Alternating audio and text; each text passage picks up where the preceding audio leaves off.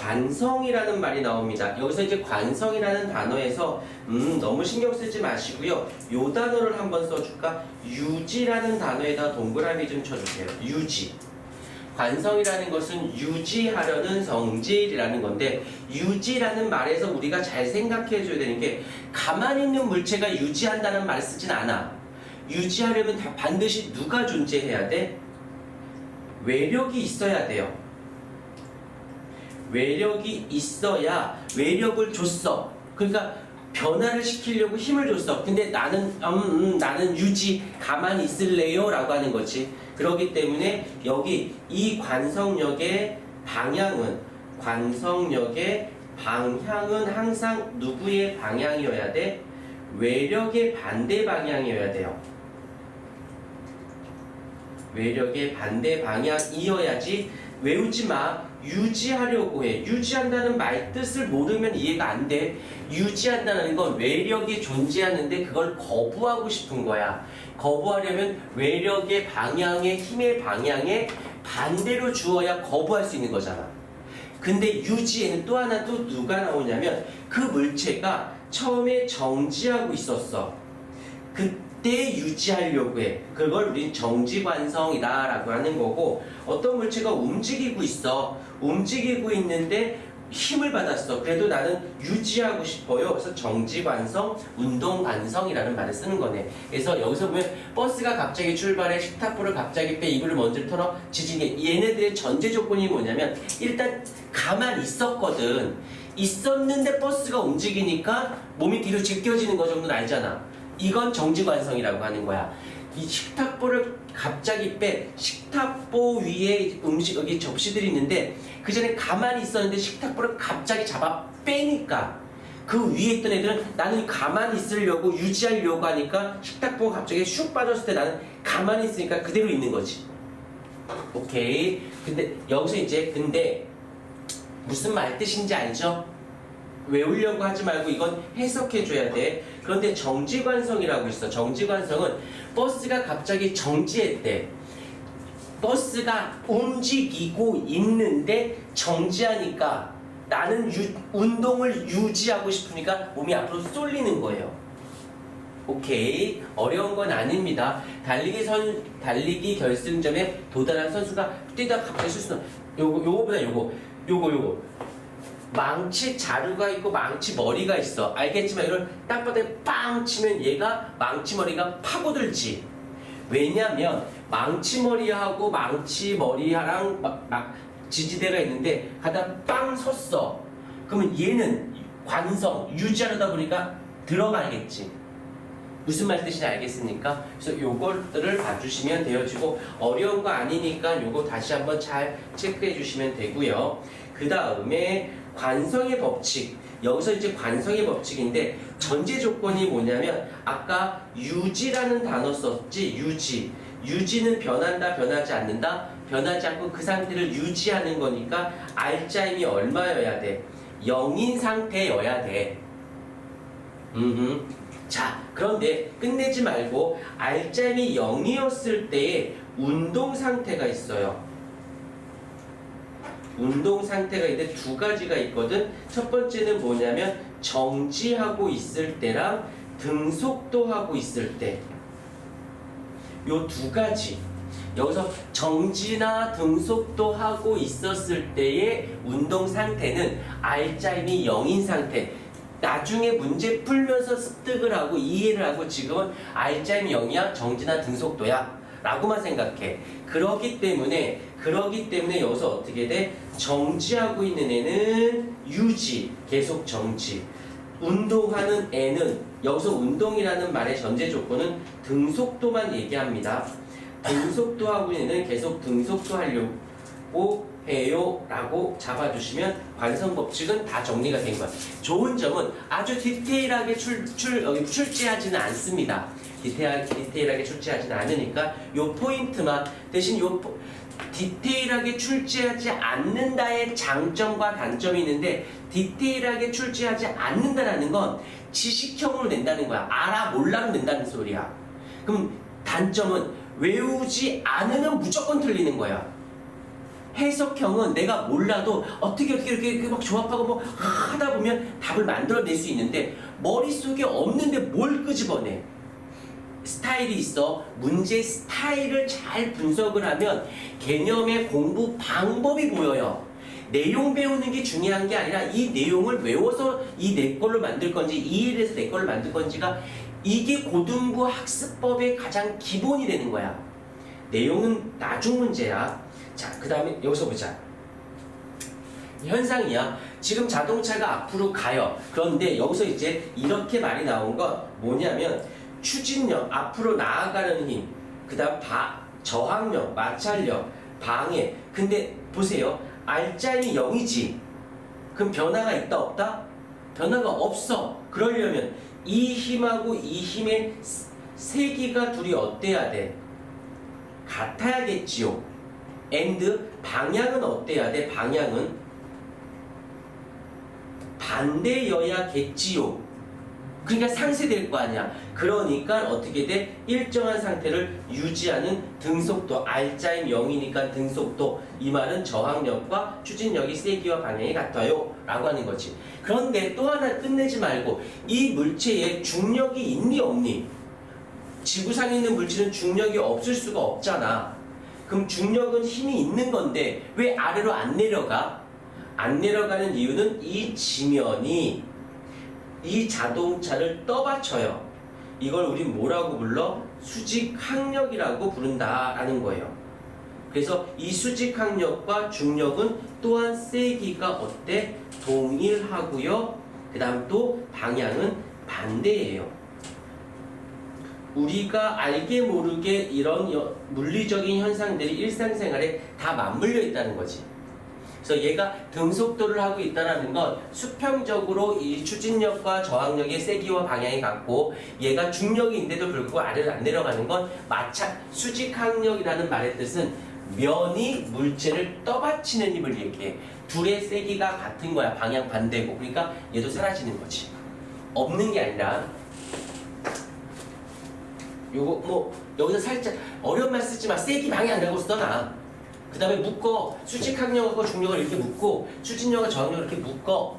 그 다음에 세기 방향 해주면 되죠. 잊지 않도록 해주시고요. 그 다음 넘어가십시다. 자, 운동량, 충격량, 물리원을 배운 사람들은 알 거야. 와, 뭐 이 정도로밖에 안 내요? 라고 할 거고, 아닌 사람은 평범하게. 자, 운동량을 보십시다. 요것도 문제에서 많이 풀어줄 건데 운동량을 P로 씁니다. 그 다음에 표현은 어떻게 돼? 질량 곱하기 속도예요. 얼른 써. 쓰면서 외워. 쓰면서 외우세요. 자, 그러면 이제 밑에 걸 보자. 1kg짜리가 10m/s야. 그러면 얘의 운동량은 1kg 곱하기 10m/s니까 얼마가 돼? 10이 될 거고, 얘의 운동량은 2kg짜리가 얼마? 5m/s로 가니까 얘 또한 운동량은 같다라는 거지. 오케이, 운동량은 같아요. 아유, 이렇게 필기에 목숨을 걸어. 그냥 눈으로 외워. 어차피 필기에서 복습하려고 필기하는 거거든. 그 복습해서 내 것으로 만들 거야. 근데 문제가 되는 건 필기를 열심히 해놓고 나중에 보면 상관없는데 안 볼 거잖아. 그치, 경재야? 참 잘 먹어. 너 먹는 것만 보면 보기 좋아. 야, 있잖아. 지금 니네 때는 먹기 싫어도 계속 입에다 쳐넣어. 막 먹어. 그게 어느 순간 갑자기 키로 커요. 가끔 옆으로도 클 때가 있어. 이건 좀 솔직히 할 말 없다. 그리고 내가 키가 크지 않아서 그러는데 그래도 키는 크는 게 나아. 막 쳐먹어. 근데 막 먹는데 막 졸리고 공부에 방해가 된다. 그럼 먹지 마. 근데 공부에 방해가 된다. 자지 마. 외모보다 머릿속에 들어있는 게 더 훌륭한 모습이야. 나는 가끔씩 연예인들 보면 좀 안쓰러워. 너희들이 잘 모르겠지만 뭐 이렇게 되게 유명한 아저씨, 아줌마 배우들이나 가수들 있지. 뭐 이효리라든지 지금 요즘 누가 있니? 김종국이라든지 뭐 서장훈이라든지 강호동 이런 사람이 젊었을 때는 너희가 서장훈 같은 경우는 난 직접 본 적 있거든. 같은 학교니까. 하여튼 그래. 엄청 너희가 상상할 수도 없을 정도로. 근데 지금 봐, 그냥 아저씨야 아줌마고 이효리가 뭐래도 그냥 아줌마고 40 넘었잖아. 그런데 그 당시 유명했던 내 사람 중에 아직도 활동하면서 돈 버는 사람이 몇이나 있니? 없어요. 근데 나보다 못생기고 나보다 키 작은 애가 있거든. 성격도 별로야. 근데 지금 의사야. 개원도 했대. 10년 만인가? 몇 년 만에 개원했대. 그래서 얼마 들었는데? 그랬더니 10몇억 들었대. 근데 자기 돈은 한 푼도 들이지 않았어요. 투자 받았대요. 그때 잘 나갔다가 나중에 무너졌다게 나중에 평범한데 어떤 삶을 살지는 본인들이 알아서 결정. 나는 짧고 굵게 살게요 라는 사람 중에 그렇게 생각했던 사람 중에 40, 50대에서 만족하는 사람 단 한 명도 못 봤어요. 너희들한테 이런 말 해봐야 뭔 소용이겠냐. 자, 수업할게요. 자, 충격량은 I로 표현하고요. 충격량은 F 곱하기 C가 충격력 곱하기 시간이라고 생각을 해주시면 됩니다. 됐어요? 자, 지금 우리가 뭐 했냐면 운동량과 충격량을 한 번만 이렇게 살짝 묶어주시고 그 다음에 한번 동그라미 그 다음에 여기다 한번 동그라미 됐어요. 자, 여기 좀 보자.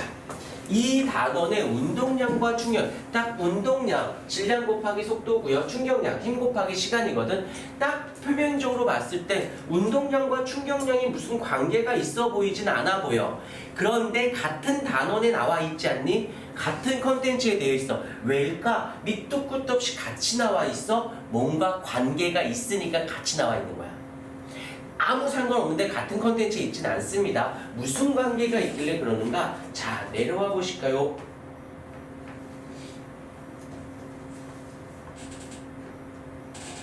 운동량과 충격량의 관계에 대해서 알아보도록 할게요. 힘이 크면, 자, 이건 우리가 앞에서 배웠던 거야. 앞에서 힘이 크면 가속도고 변하고 속도 변화가 있는 거지. 다시 할게. 알지만 힘이 있으면 변화가 있는 거고 변화가 있다는 건 가속도가 있다는 거고 가속도는 낮은 속도 빼기 처음 속도가 있다는 뜻이에요. 이게 지금 느낌상 다른 거지 알짜임이 있어, 변화가 있어, 가속도가 있어, 낮은 속도 빼기 처음 속도가 있어 라는 뜻이거든. 그러니까 이해가 되었을까? 잘 봐. 이걸 이어가 볼게. 힘이 있으니까 뭐 충격량은 F 곱하기 T가 되니까 힘과 충격량은 반드시 관계가 있는 거 인정. 이쪽으로 와보자. 속도가 나와 있어? 얘는 어떻게 표현할 수 있냐? 질량적 개념을 넣어주면 나중 운동량 빼기 처음 운동량으로 할 수 있고 이거를 다시 써볼게. 나중 운동량은 질량에다 낮은 속도 빼기 처음 운동량은 질량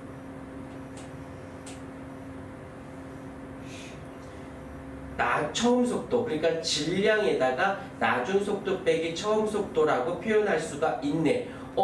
잘 봐라. 힘이 충격량이었는데 얘가 지금 일로 넘어오고 나니까 뭐가 됐어? 운동량의 변화량이 되어진 게 보일까?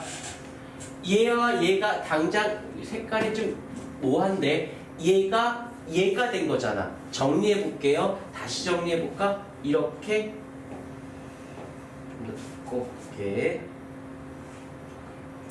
충격량은 운동량의 변화량과 같다.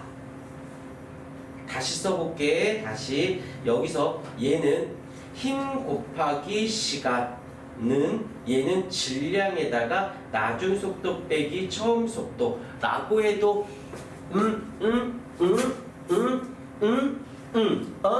야, 날 봐야 돼. 등호 얘 같아. 얘 같아. 그리고 얘 같으면 얘도 얘랑 같아야지. 자, 잠깐만 필기하지 마. 그대로 둬. 잘 봐. 이걸 1로 넘겨볼게. 힘을 냅두고요. 시간을 절로 넘겨보자. 그러면 질량은 시간분의 나중 속도 빼기 처음 속도 되는 거 맞습니까? 얘가 뭔데?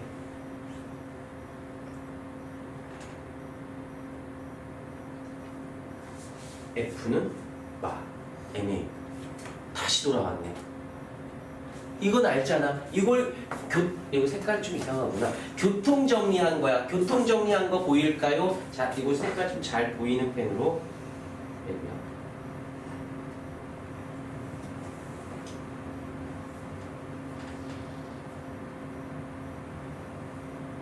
안 보이나? 조금 아까보다 낫네. 느낌 오십니까? 충격량과 운동량은 뗄래야 뗄 수 없는 관계야. 충격을 받았어. 충격량은 운동량의 변화. 이렇게 말하면 좀 그렇지. 잘 봐. 생각해보자. 내가 가고 있다가 충격받았어. 가고 있는데 충격받으면 내가 줄어들겠지, 속도가. 충격량이 속도를 줄이겠잖아. 가고 있는데 충격을 뒤에서 받으면 빨라지겠지. 충격을 받은 충격량만큼 운동량은 변해야지. 그 말이야. 어렵게 본 것뿐이야. 요거 자 언능 쓰면서 외우세요. 쓰면서 여기 땅